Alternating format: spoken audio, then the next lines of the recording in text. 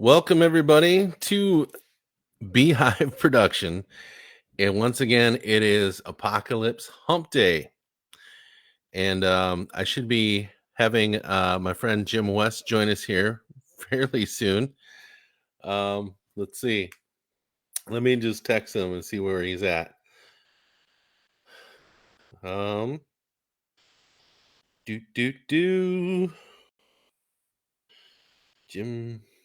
Jimbo.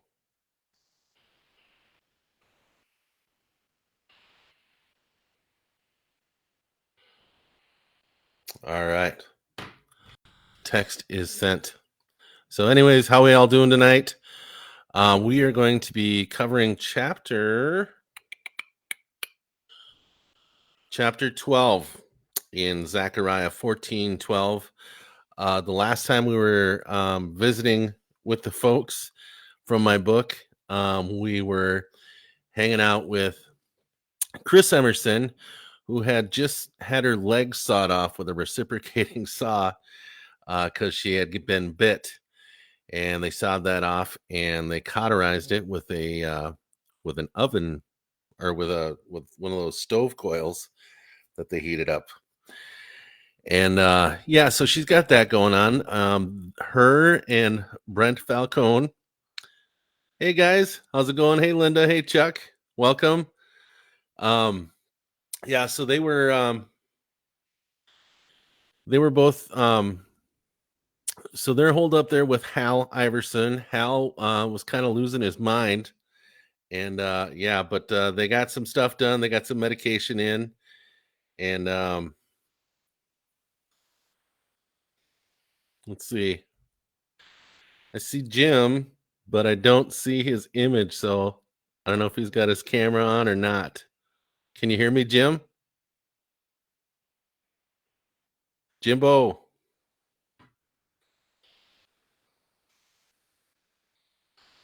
Hang on here. Da, da, da, da, da. I don't see your face. Just an empty box. Which, it is what it is. Anyway, so yeah, the last time we hooked up with them. Top of the evening to you, Kevin. So yeah, they're holed up in Hal Iverson's house. They've got it fortified. They've got weapons, and they also have medicine for Chris to recover from her wound. And tonight we're going to be checking on the president, who is flying around in Air Force One with his staff, and they are running low on fuel. So we'll be checking in with them on that, and we're going to try to get Jim on here. Let's see. Jim, where are you, buddy?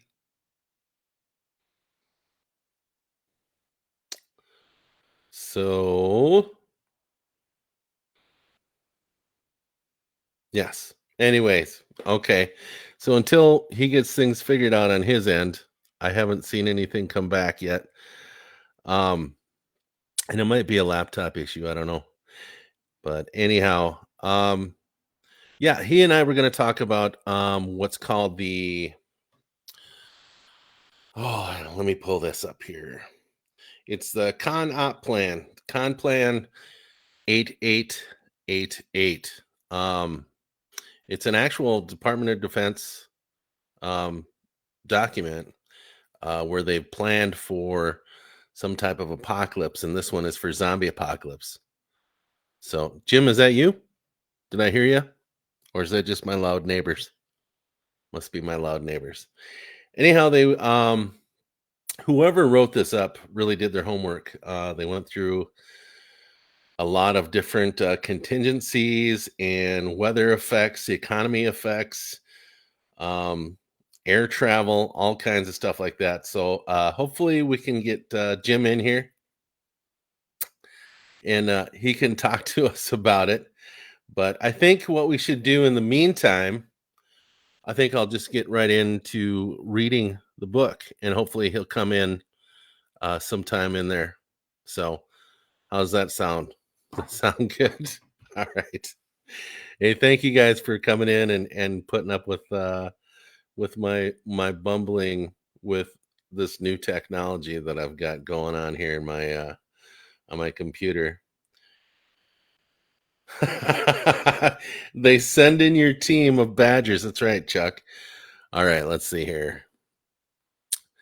Chapter 11. Well, this kind of just throws me off, but can't be helped. All right. Chapter 12. Air Force One, this is GS-19 approaching with Delta Pattern 9er. Came a welcome voice across the pilot's earpiece. The KC-135 Stratotanker fuel plane began its approach to Air Force One. The fuel had been getting short, and Captain Reggie Schroeder didn't know if anyone out there could answer his call for fuel with the way things have been going. GS-19, Reggie sighed. Good to hear another voice, and you made it here just in time. Well, we've been able to hold off the hordes in Sioux City, but it's looking pretty grim. How's the president faring? No word from the back yet, but I can imagine he's not faring too well. Two massive planes began their approach to each other. I see you, GS-19, Reggie called out, looking above him through the windshield. Take it slow. Got a lot of chop up here. Roger that. The fuel hose extended out like a proboscis as it slowly made its way towards the fuel port of Air Force One. Just as the nose made connection, GS-19's co-pilot collapsed in his seat, causing the KC-135 to sway. The tube immediately backed out. Problem, GS-19? Reggie called out. My co-pilot just passed out. A medic on board the KC-135 was called to the cockpit. Reggie could hear distant conversation since the microphone was left on live. The chatter stopped about 3 minutes. Then GS-19 came back on. Air Force One, we'll be beginning to engage refueling. Everything okay? Reggie called back with some concern. There's a medic looking at him now. He's been feeling queasy since takeoff. Hell, we've all been feeling queasy since the beginning of all this. The refueling tube made connection again and began injecting jet fuel into Air Force One. Roger that. Reggie began to hear commotion in the background. What the hell? Were the last words that came out of the pilot's mouth. Reggie heard growling and yelling coming from GS-19. A few gunshots. He immediately dropped the plane back and changed his course. He watched the Stratotanker wobble back and forth while he was trying to reach the pilot on the radio. Then it banked a hard right and began a high throttle plummet to the ground below. Jesus, Reggie gasped. What's going on up there? Came a voice from the cockpit door. It was the top brass. There was an incident aboard GS-19, Reggie replied. They lost control during refueling. What are the tanks sitting at? Just below a quarter, Reggie said grimly. We're not going to be able to keep this up for very long. The lieutenant colonel went back to the president's ready room. He could hear the president sobbing, so he politely knocked. After clearing his throat and wiping his face, the president let him in. The Stratotanker is gone, the lieutenant colonel said, glumly. I believe someone on board must have been infected. Damn it, the president cursed. How much fuel do we have left? Not much, sir. We'll have to find a place to land within 10 hours. What's our situation on the ground? Any communications? Yes, sir. Most of the big cities have fallen. There have been no communications from any of our urban safe zones. The communications that we have had were from rural areas. How the hell are we going to contain this shit? May I suggest we nuke the urban areas, sir? The president paused with a deep frown on his face. You're suggesting we detonate nuclear weapons on American soil? I don't see an alternative, sir. If we can cut down the number of infected, it may help our ground forces in numbers alone. The president let out a deep sigh. You said most big cities. Which ones are still hanging on? Duluth, Minnesota, Detroit, Michigan, Fargo, North Dakota, Lincoln, Nebraska, Sioux City, Iowa, Sioux Falls, South Dakota, and Pueblo, Colorado. At least those are the safe zones that have called in once we got communications back up. How soon can we make this happen? We can have the squadrons airborne within 15 minutes. We have a fleet in both coasts, one in Nevada and another in Sioux City, Iowa. I want a message sent out on all channels. Give our survivors a chance to get clear. Tactical nukes only in the larger metropolises. Straight missiles on smaller areas. Am I clear on that? Yes, sir. Then I want a location to land this thing. If I'm going to die, I want to die fighting, not sitting up here in the air. Sir? Yes? I would think that it'd be best that you send out that message. You're right. The president said a short prayer and then went into the communications center of Air Force One to give what may be his last speech. And that is all of chapter 12, and we still do not have Jim up. So I don't know what happened to him, which is too bad. It would have been fun doing some discussion with him. I'm going to try to send him the link one more time.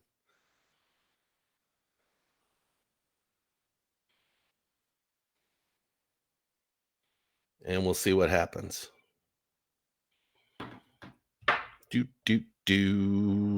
Guest, click. Oh, thanks. Let's see what we got here. 3, 2, 1. Are you there? Nope. No, Jim. Okay. So there's that, and then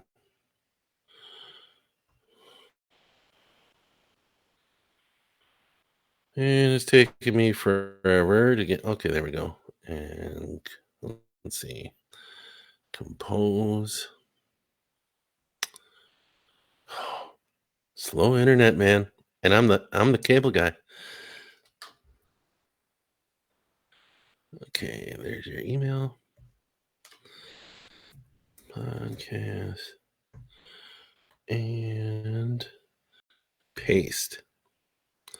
And send. All right.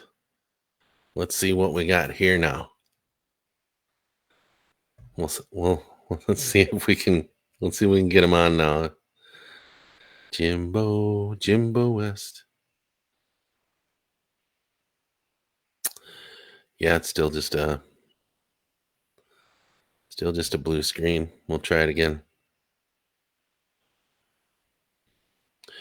We will try it again.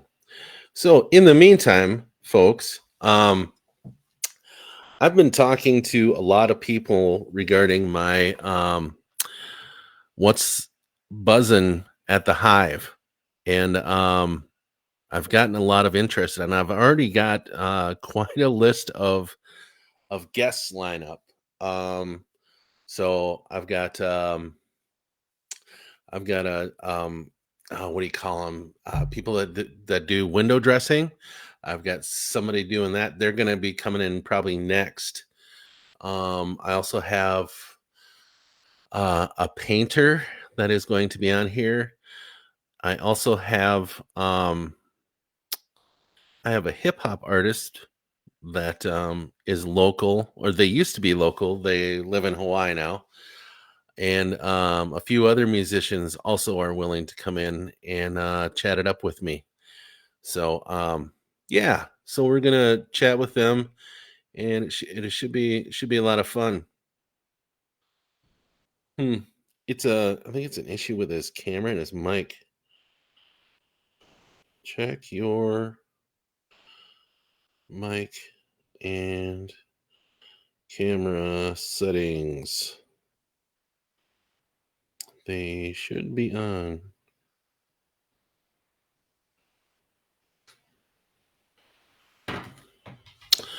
There, we'll see what happens from there. But yeah, it's crazy. So, anyways, if you guys can think of anybody that would want to be on What's the Buzz, drop me a line on well, just message me on the page here, or text me if you guys have my number or whatever. And yeah, truckers, yeah, if you guys wanna come in and chat, do so. Yeah, I'd be willing to do that. So, because truckers are gonna have to survive in the apocalypse as well.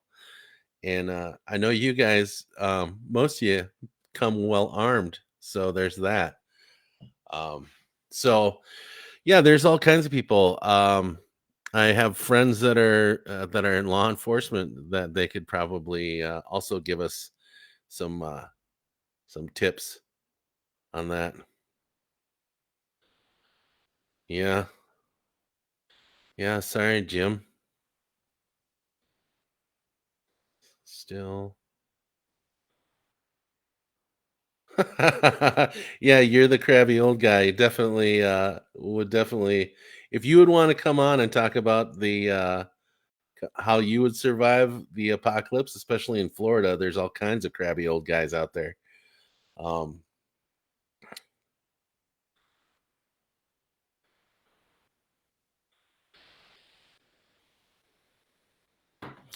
that would be awesome.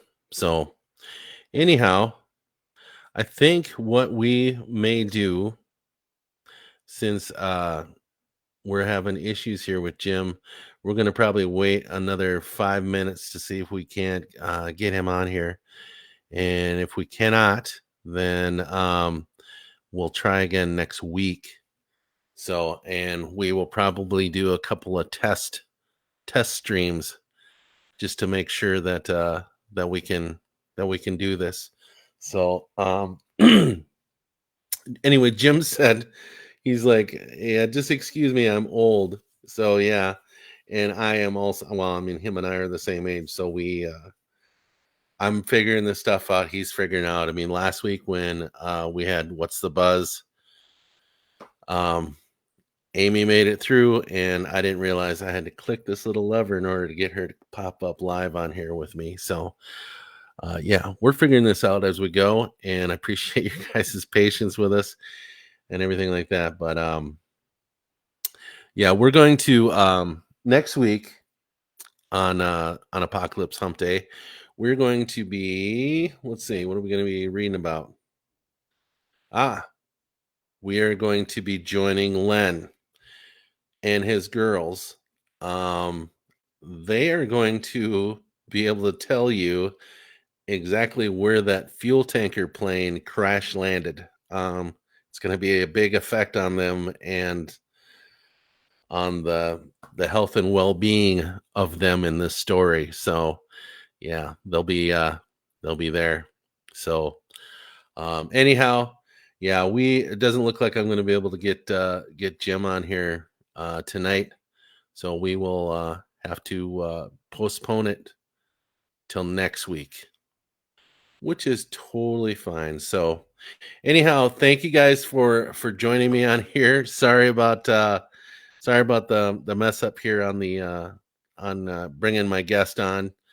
I was looking forward to it, and I know you guys were too. So we'll just have to wait till next week. In the meantime, don't forget tunes for Tuesday. We're going to be doing Buddy Holly.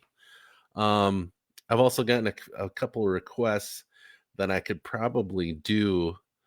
One of them is a Kiss song, and another one is a Rod Stewart song. So that'll be on one of those nights when I'm just kind of freewheeling it. So anyhow, I hope you guys enjoyed tonight, and I hope you guys have a great week. Thanks for everything. Like and subscribe if you're here for the first time, and we will talk to you next week.